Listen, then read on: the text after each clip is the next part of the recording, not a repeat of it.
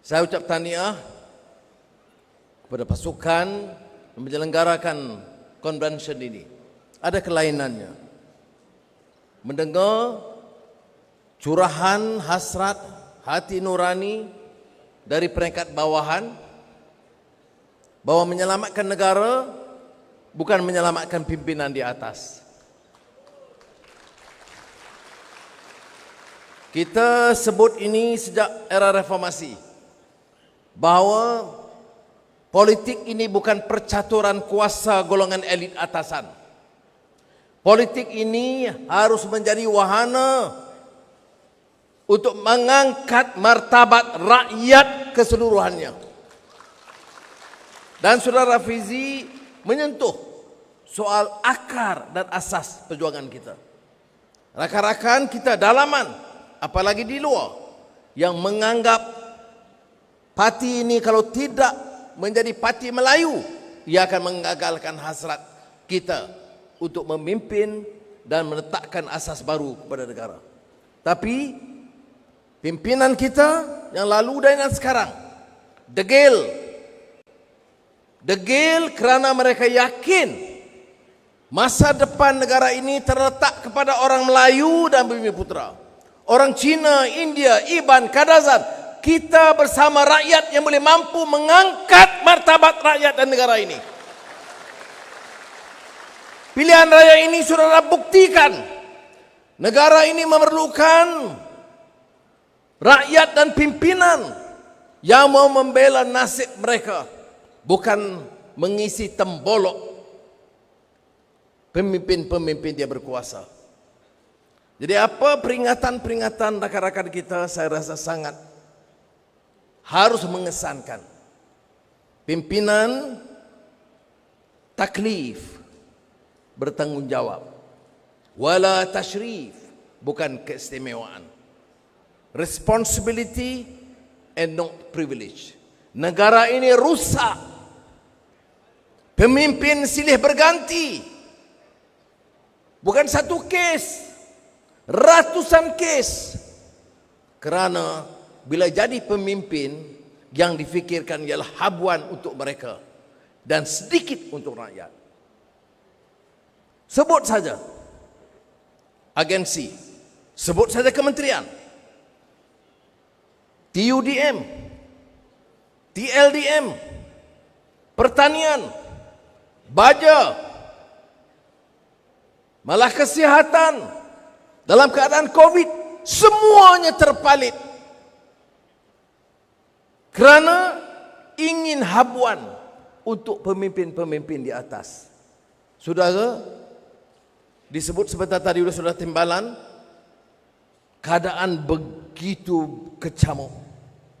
Rakyat hilang keyakinan kepada sistem politik dan orang-orang politik. Dan kalau kita tidak waspada, kita juga akan terpalit dengan penyakit yang sama. Sebab itu peringatan niat atau nawaitu itu, ikhlas al-amal lillah, tak boleh kita kesampingkan. Yang menyebabkan kita sedikit sebanyak kecundang, pengkhianatan, itu kerana mereka hilang dan meninggalkan landasan. Qala Allah Ta'ala fil Quran, wa nafsin wa ma sawwaha fa'alhamaha fujuraha wa taqwaha qad aflaha man zakkaha wa qad qaba man dassaha. Jiwa itu dikurniakan oleh Allah, nafs, dengan keadaan yang indah dan sempurna. Tanggungjawab kita memeliharanya dari kerusakan, memilih ketakwaan kepada Allah SWT. Maka berhasillah orang yang beringat tentang prinsip ini. Jangan dalam keadaan simpang siur, kesibukan, perebutan, melupakan kita untuk terus membersihkan jiwa kita dan ingat kepada nilai murni, nilai dan etika murni. Dan menurut Al-Quran tadi, sial dan celakalah orang yang meninggalkan prinsip ini dan merusakkan, kerana kerusakan itu bukan saja kepada diri mereka, masyarakat mereka dan negara mereka. Kita dengar tadi Saudara Rafizi dan pasukan JPRP dalam masa singkat melakar satu strategi dan juga pendekatan yang kita yakin boleh memenangkan melalui jentera yang lebih berkesan. Saya ucap terima kasih dan tahniah.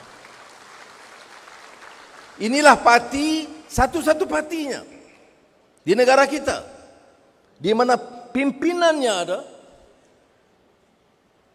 dan pimpinan itu mewakili dua generasi. Kalau orang tanya Anwar, apa kamu selesa dan lega seandainya kamu pergi dahulu, ataupun tahap waktunya terbatas? Apakah kamu yakin bahwa parti dan perjuangan ini di tangan orang-orang yang cekal, berwibawa dan berprinsip perjuangan? Saya jawab, iya, insya-Allah. Tidak banyak parti lain, sebut parti mana yang ada jawapan yang jelas seperti mana yang ada dalam Parti Keadilan Rakyat sekarang. Parti ini punya kerangkanya. Sebab itu saudara beri perhatian. Kekuatan Saudara Fizi menterjemahkan cita-cita murni ini bersama rakan-rakan naib-naib Presiden, Susah Agung dan pimpinan negeri. Mereka akan terjemahkan prinsip dan matlamat murni. Tanggungjawab saya dan rakan-rakan adalah memperjelaskan tentang matlamat murni hidup dan perjuangan ini. Sebab itu, beberapa hari yang lalu saya kemukakan himbauan pribadi dulu berdasarkan apa yang saya telaah bertahun-tahun, tidak di Kajang tapi di Sungai Buloh. Dan saya lakarkan keperluan kita memahami semula prinsip-prinsip ini. Dia berbeza. Bila kita perintah, kita bukan nak meneruskan agenda yang sama.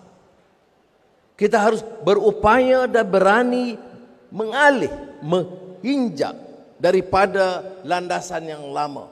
Bila kita sebut kemampanan, sustainability, ia tidak mempertahankan sistem yang lama.